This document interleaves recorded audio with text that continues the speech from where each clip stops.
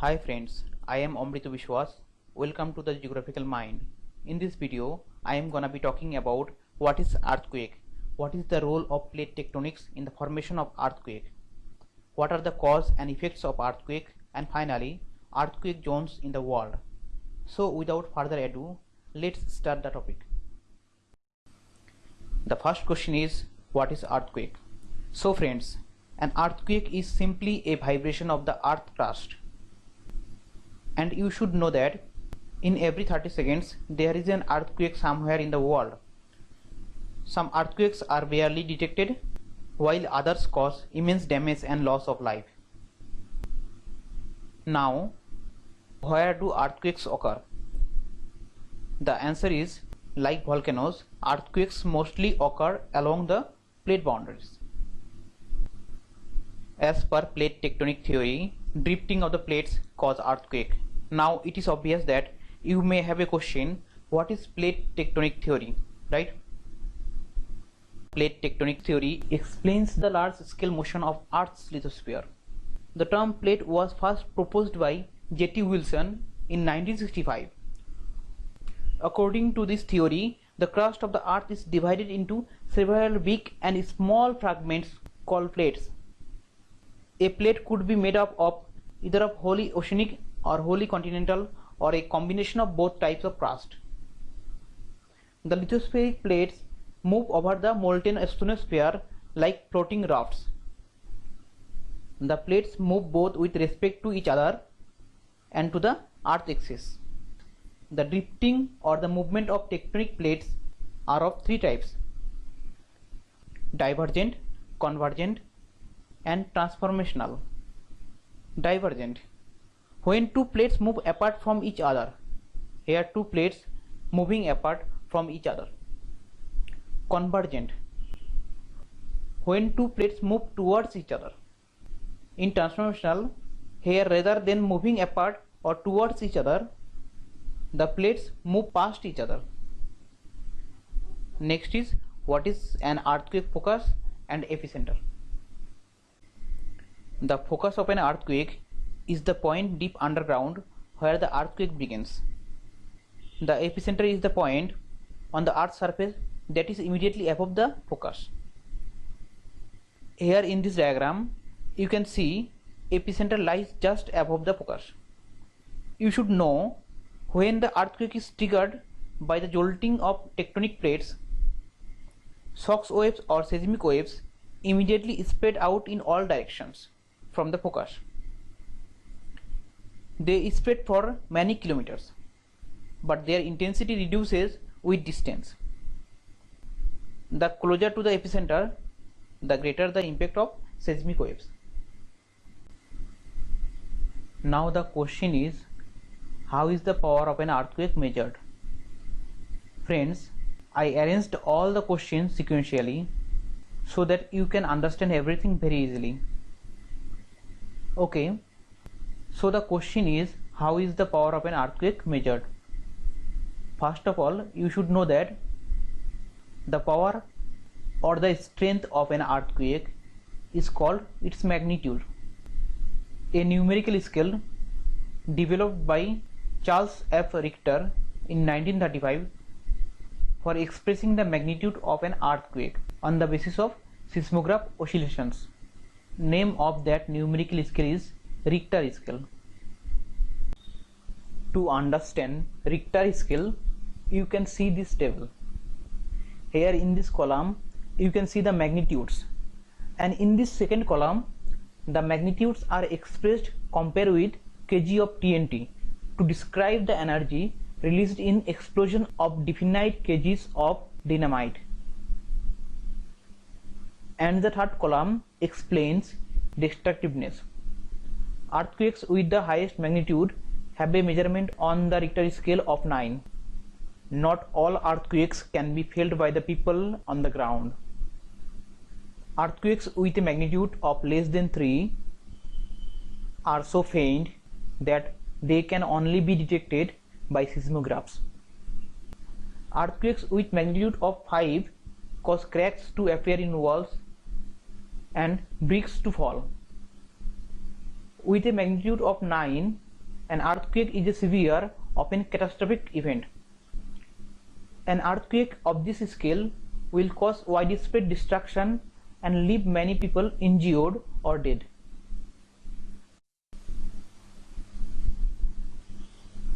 Now, what is seismograph? Seismograph is a type of measuring and recording instrument which measures earthquake's magnitude. That means seismograph measures earthquake magnitude in the form of a graph, and the role of Richter scale is to explain that graph. Understood? Here you can see an image of a seismograph. It works on the principle of a pendulum. A heavy inert mass with a certain resistance to movement, that is inertia, due to its weight, is suspended from a frame by a wire that allows movement. Now the question is, can earthquakes be predicted? Although it is known that most earthquakes occur at the plate boundaries, there is no reliable method of predicting the exact time, place, or magnitude of an earthquake. This means it is hard to evacuate an area prior to an earthquake. But you should know that just few days ago, Google and Alphabet CEO Sundar Pichai took to Twitter claiming that the company had begun experimenting with technology to enable quick detection of earthquakes and tsunamis. The company will use subsea fiber optic cables to achieve the same. Google began the project in 2013 and conducted its first experiment in 2019. Since then, the technology has detected mild intensity earthquakes in Mexico and Chile. If successfully implemented, this technology could save millions of lives. You can see here the official tweet of Sundar Pichai.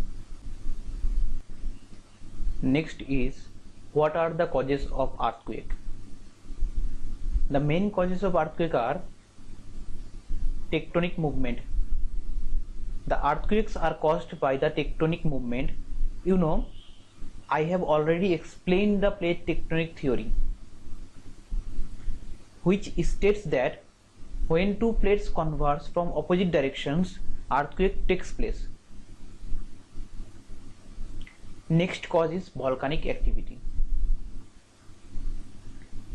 Earthquakes are often caused by volcanic eruptions. Earthquakes commonly occur in volcanic belts. The earthquakes due to Krakatoa volcanic eruptions in 1883 is a good example of volcanic earthquake. Earthquakes also occur due to dislocation of the Earth's crust. Earthquakes may be caused by the dislocation of the crust or the rock beds beneath the surface of the earth. Most destructive earthquakes, however, are caused by dislocation of the crust. The crust may first bend, and then, when the stress exceeds the strength of the rocks, break and snap to a new position. Earthquakes are also caused when there is an adjustment in inner rock beds in the interior of the Earth's crust. This earthquake may be termed as a plutonic earthquake, named after Pluto, the ancient Roman god of the Earth's interior. The expansion and contraction of gases in the interior of the Earth sometimes cause a sudden shake on the Earth's surface, causing earthquake. Besides this, earthquake can also occur due to anthropogenic or human activities. But in today's class, I am not going to explain this. Now the effects of earthquakes. First effect is ground shaking. Ground shaking is the most familiar effect of earthquakes. It is a result of the passage of seismic waves through the ground and ranges from quite gentle in small earthquakes to incredibly violent in large earthquakes. Next is ground rupture. Ground rupture is another important effect of earthquakes, which occurs when the earthquake movement along a fault actually breaks the earth's surface. Ground rupture means crack in the ground or surface. Landslides are caused by earthquakes both by direct rupture and by sustained shaking of unstable slopes. They can easily destroy buildings in their path or block roads and railroad lines or take hilltop homes with them as they tumble. They even can dam river on occasion.